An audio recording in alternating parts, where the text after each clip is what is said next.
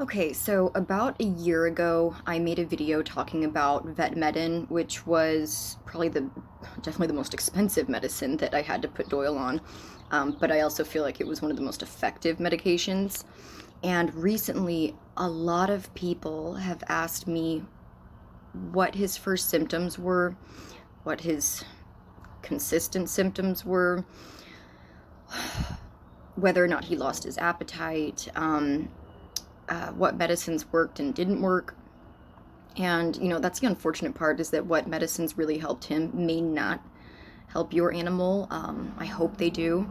Vetmedin is really effective. It was in my experience, and it was from what I've read from other people, it's been really, really helpful. But his very first symptoms, I mean, being a nervous dog, he was mixed with Chihuahua. When we'd hold him, we could feel his heart beat really hard, even when he wasn't exercising or anything like that. It just felt like he was beating much, much harder than any of our other dogs. And we did have his mommy dog. We had Doyle since birth. And Sunny did have a murmur. It wasn't awful. It was loud enough for the doctor to hear, but that, luckily for her, was pretty much stable her whole life. Um, but Doyle's heart was severely enlarged, and they heard a very loud murmur for him.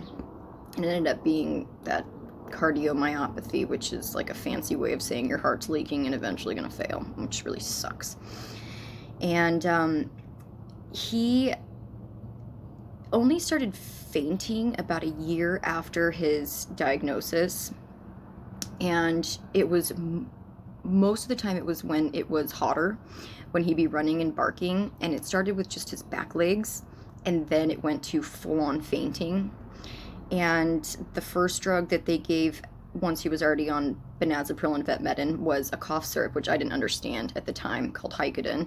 But I guess because it's a narcotic, it relaxes their esophagus and trachea, and it calms things down, and those things sit against the heart, and so it just kind of relaxes things.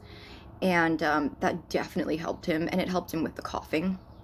It was really hard to give it to him because it tastes nasty, and which put stress on his heart trying to put it in his mouth. And we would put it in his food, but he could usually taste it. Luckily, he had great appetite all the way up till the morning of his passing.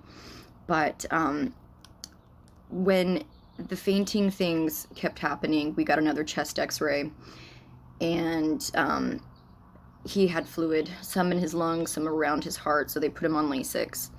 Doyle was never a big water drinker, so we had to get creative to find things that he could eat or drink that weren't harmful but had liquid, because Lasix more or less dehydrates the dog, and then you can run into kidney problems. So it's like this unfortunate domino effect.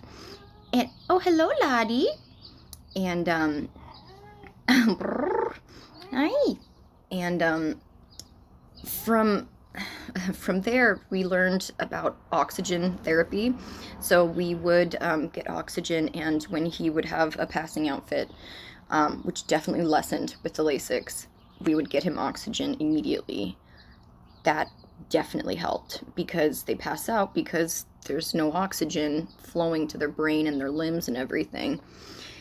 And we used watermelon, unsweetened applesauce, plain yogurt, things like that, bone broth, to make sure that he had enough fluid, since he was on the Lasix. And towards the end, the thing that happened was he ate breakfast like normal. He had a great appetite, and the doctor believes he might have thrown a clot because of how leaky his heart was, and he lost control of his back legs. He did not want to eat, and his face just looked terrified, and so that's when we took him in. But yeah, those are the meds, those are the symptoms, and if you have any other questions, please feel free to ask.